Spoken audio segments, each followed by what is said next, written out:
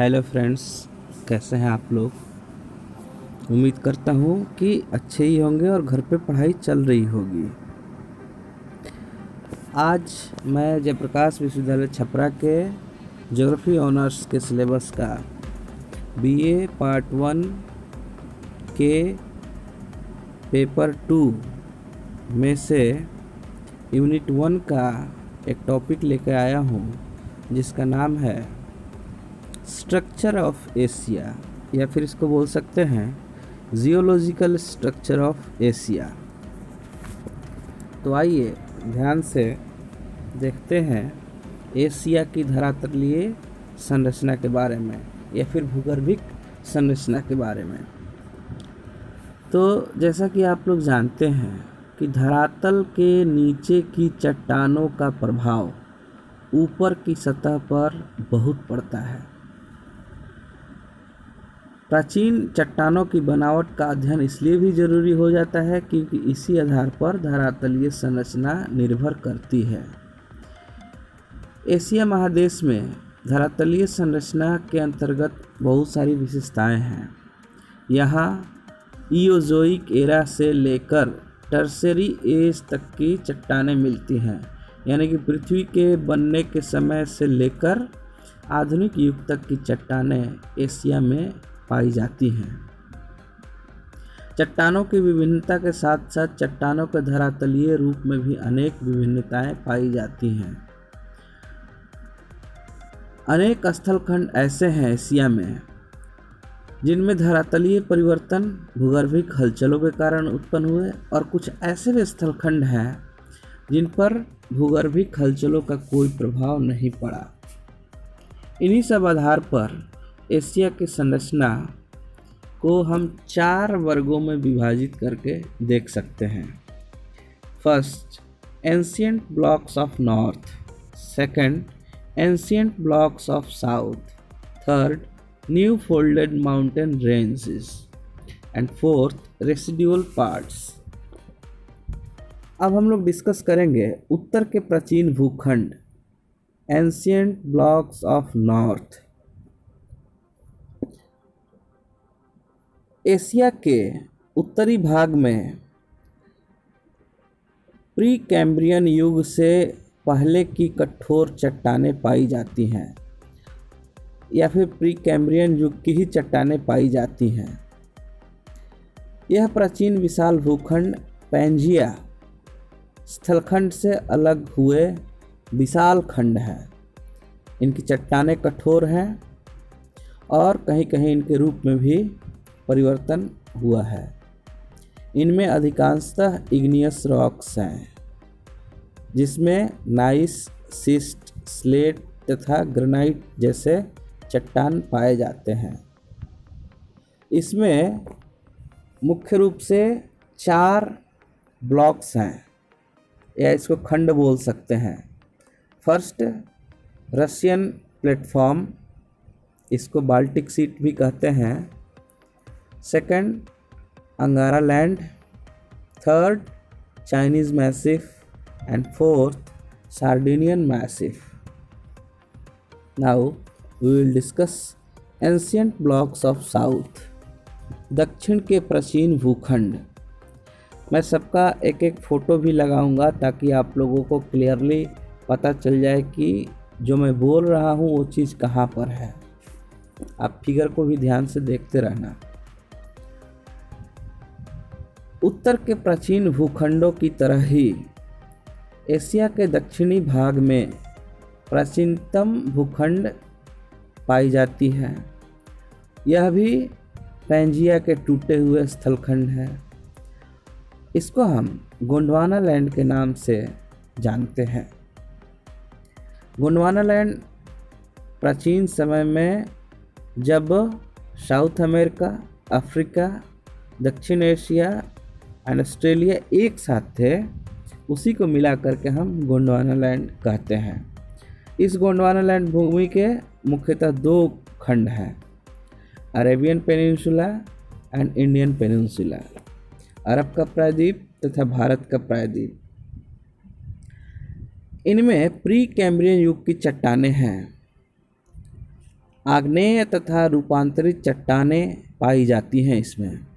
Igneous and metamorphic rocks, जिसमें कि nice, cyst तथा बेसाल्ट चट्टानों की प्रधानता है।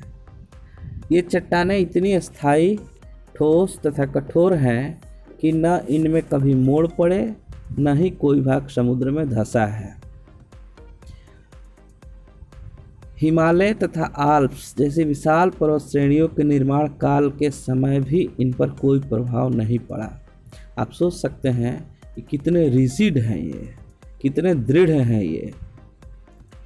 दूसरे शब्दों में कह सकते हैं कि ये दोनों भूखंड, Arabian peninsula and Indian peninsula, पृथ्वी के जन्म से लेकर आज तक स्थायी और अपने मूल रूप में ही है।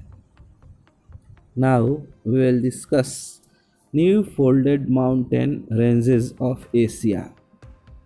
एशिया के नवीन मुड़दार पर्वत श्रेणियाँ। नवीन मुड़दार पर्वत श्रेणियाँ, new folded mountain ranges, Asia के मध्य भाग में पश्चिम से पूरब तक विस्तृत हैं। पृथ्वी के हलचल के परिणाम स्वरूप टर्शरी एज में इनका निर्माण हुआ था।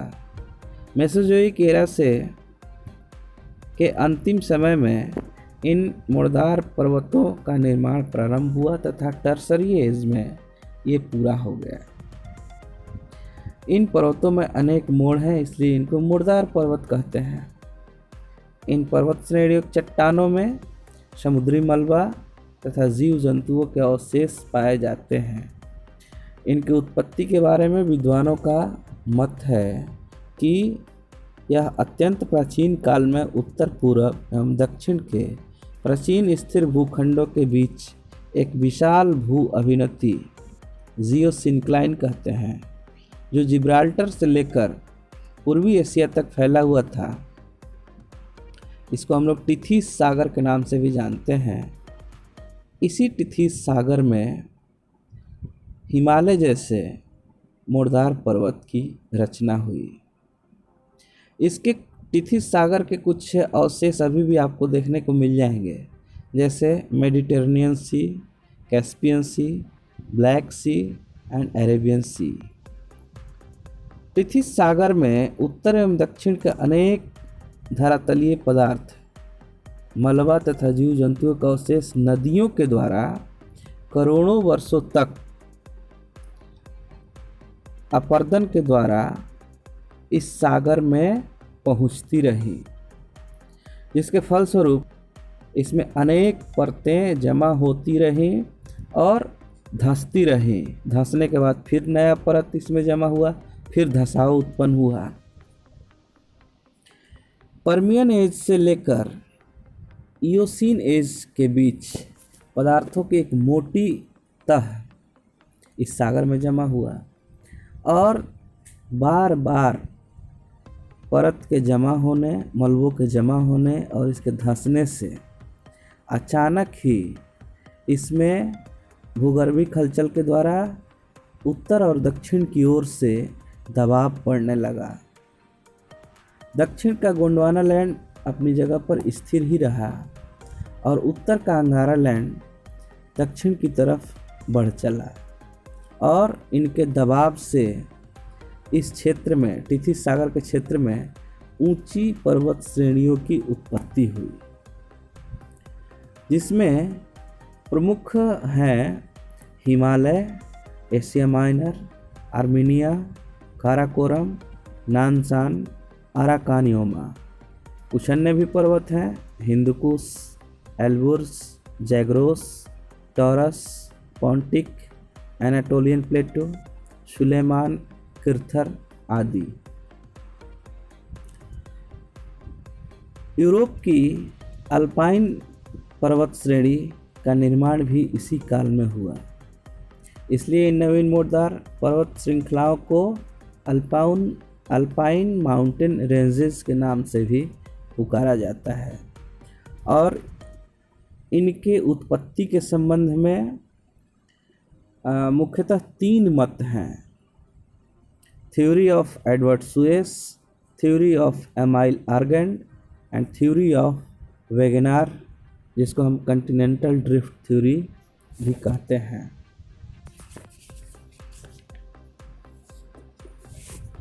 Now we will discuss about residual parts।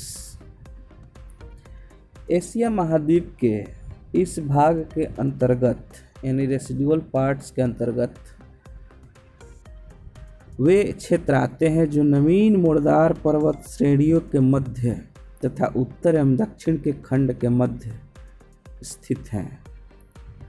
यह क्षेत्र अवशेष के रूप में जाना जाता है। इनका निर्माण Palaeozoic era and Mesozoic era के बीच में हुआ। कई विद्वान यह भी बताते हैं कि इन युगों में संपूर्ण पृथ्वी पर विश्वव्यापी हलचलें हुई थी। इन हलचलों की क्रिया के फलस्वरूप पृथ्वी के समस्त धरातल का कुछ भाग ऊपर उठ गया तथा कुछ भाग नीचे धंस गया। डेवोनियन एज के अंतर्गत होने वाले कैलिडोनियन अर्थ मूवमेंट के कारण एशिया के इन मध्य धरातलीय भाग में अनेक मुर्दार पर्वतों का निर्माण हुआ। इसके बाद पर्मियन एज के अंतर्गत होने वाली हर्शिनियन अर्थ मूवमेंट के कारण अनेक मुर्दार पर्वतों की उत्पत्ति हुई। इन पर्वतों पर बाद में अपरदन क्रिया के कारण इनका बाहरी रूप काफ़ी घिस गया। इससे अनेक पर्वत अवशिष्ट पर्वत एवं पठारों का रूप ग्रहण कर लिए हैं। भारत में इसका सबसे सुंदर उदाहरण है अरावली पर्वत, जिसको हम लोग अवशिष्ट पर्वत भी कहते हैं। यह बहुत ही प्राचीन मुर्दार पर्वत था जिस पर अपरदन का इतना प्रभाव पड़ा है कि अब यह पहाड़ी के रूप में दिखता है या कहीं कहीं यह नहीं दिखता है। जैसे इसके उत्तरी विस्तार पर दिल्ली स्थित है, इसलिए दिल्ली में आपको एक जगह का नाम याद होगा, उसका नाम है रायसीना हिल्स, लेकिन वहाँ पर कोई हिल्स नहीं है। लेकिन प्राचीन काल में यहाँ पर हिल जरूर था, जो अपरदन के कारण कट के छट के ख़त्म हो गया है। चीन का पठार भी इस प्रकार का रूपांतरित पठार है। अपरदन की क्रिया लंबे समय तक होने के कारण अधिकांश पर्वतों ने घिसकर समतल मैदान का रूप ले लिया है। अब हम इस चैप्टर को एक ब्रीफ रूप में देखेंगे, यानी कि जो अभी तक बताया उसको एक बार फिर से रिकॉल करेंगे। एशिया में पुरातन चट्टानों से लेकर टर्सरी युग तक की चट्टानें पाई जाती हैं। याद रखना, एशिया के धरातल को हम 4 भागों में बांट सकते हैं। एंशिएंट ब्लॉक ऑफ नॉर्थ, उत्तर के प्राचीन भूखंड। एंशिएंट ब्लॉक ऑफ साउथ, दक्षिण के प्राचीन भूखंड। न्यू फोल्डेड माउंटेन रेंजेस, नवीन मुर्दार पर्वत श्रेणियाँ। एंड रेसिडुअल पार्ट्स, अवशेष भाग। उत्तर के प्राचीन खंड में 4 ब्लॉक्स आते हैं: Russian platform, Angara land, Chinese massif and Sardinian massif. दक्षिण के प्राचीन भूखंड में 2 ब्लॉक्स आते हैं: Arabian peninsula and Indian peninsula. इन क्षेत्रों में सिस्ट एंड बेसाल्ट रॉक्स पाए जाते हैं। ये चट्टानें आज भी स्थायी हैं, रिजिड हैं। पेंजिया के प्राचीन भूखंड गोंडवाना भूमि के नाम से जाना जाता है। इसी प्रकार उत्तर तथा दक्षिण के प्राचीन भूखंड को सुएस महोदय ने सिल्ड नाम दिया। उत्तरी सिल्ड अंगारा लैंड भूमि तथा दक्षिणी सिल्ड गोंडवाना लैंड भूमि कही जाती है। इमाइल आर्गन ने अपना मत अंतर्राष्ट्रीय भूगर्भ कांग्रेस के अधिवेशन में दिया था। वेगनर ने महाद्वीप स्थापन सिद्धांत 1912 में दिया था।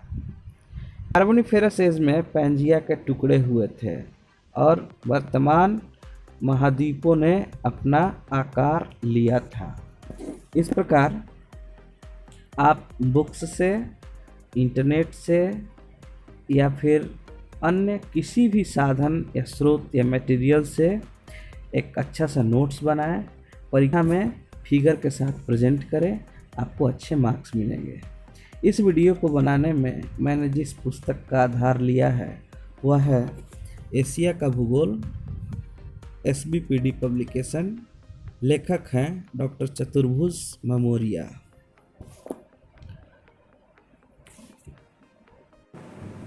इसके अलावा मैंने इंटरनेट का भी सहारा लिया है, जिससे यह वीडियो थोड़ा अच्छे रूप में आ सका है। परीक्षाओं की शुभकामना के साथ धन्यवाद।